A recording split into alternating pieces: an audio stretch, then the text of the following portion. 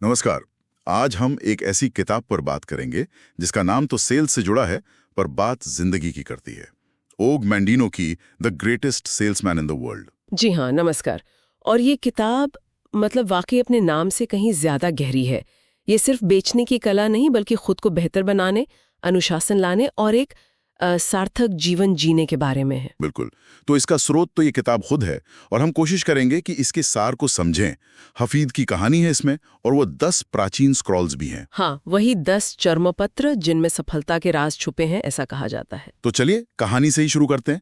हफीद एक साधारण ऊंट चराने वाला लड़का। हाँ, और उसका एक सपना था, वो अपने मालिक पाथरोस, जो एक बहुत अमीर व्यापारी थे, उनके जैसा बनना चाहता था। और पात्रोस ने उसे एक मौका दिया भी, एक कीमती कपड़ा बेचने का काम सौंपा। जी, लेकिन हफीद उसमें फेल हो गया। वो बेच नहीं पाया।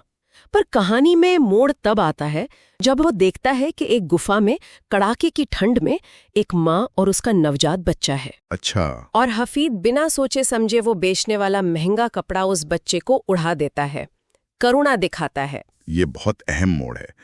मतलब व्यापार में असफलता, पर इंसानियत में सफलता। बिल्कुल। और जब वो खाली हाथ लौटता है तो पाथरोस उसकी इस दयालुता से बहुत प्रभावित होते हैं।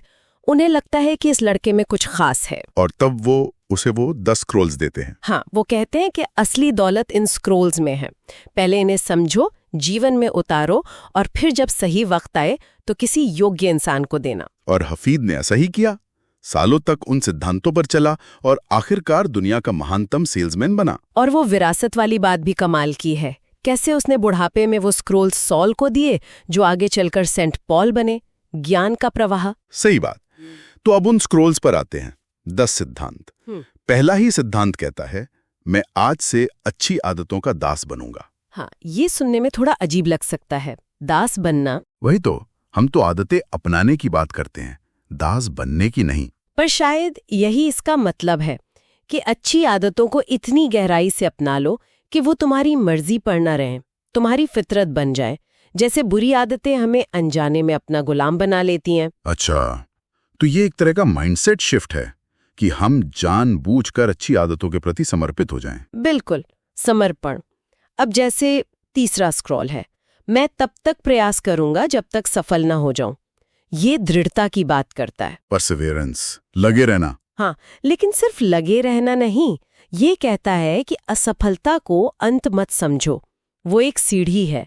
हर ना तुम्हें हाँ के करीब लाती है, हर हार एक सबक है। ये सोच रखना बहुत जरूरी है, खासकर जब मुश्किलें आएं। और ये हिम्मत तब आती है जब आप अपनी कीमत जानते हो।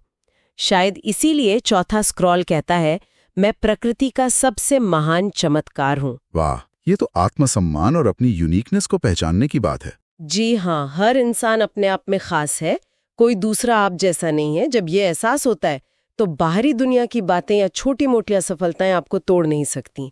तुलना बंद हो जाती है और जानना अपनी जगह पर करना बिल्कुल अलग। यहीं पर शायद नवा स्क्रॉल काम आता है, मैं अब कार्य करूंगा। बिल्कुल सही, एक्शन। आज के जमाने में जानकारी तो बहुत है, पर लोग टालम टोल बहुत करते हैं।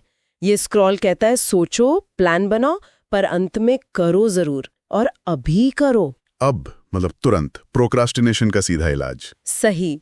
ज्ञान बिना कर्म के अधूरा है, यही इसका निचोड़ है। आज का काम आज ही।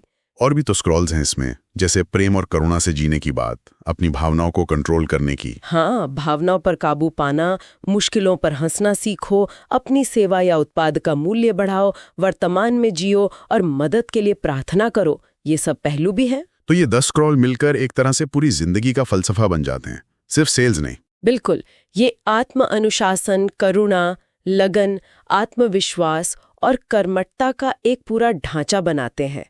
असल में ये दिखाते हैं कि एक महान सेल्समैन बनने से पहले एक महान इंसान बनना पड़ता है। तो अगर हम सार निकालें तो किताब यही कहती है कि असली जीत बाहर नहीं, पहले अंदर हासिल करनी होती है। अपने मन, अपनी आदतों पर काबू पाना ही पहली सफलता है। सही कहा।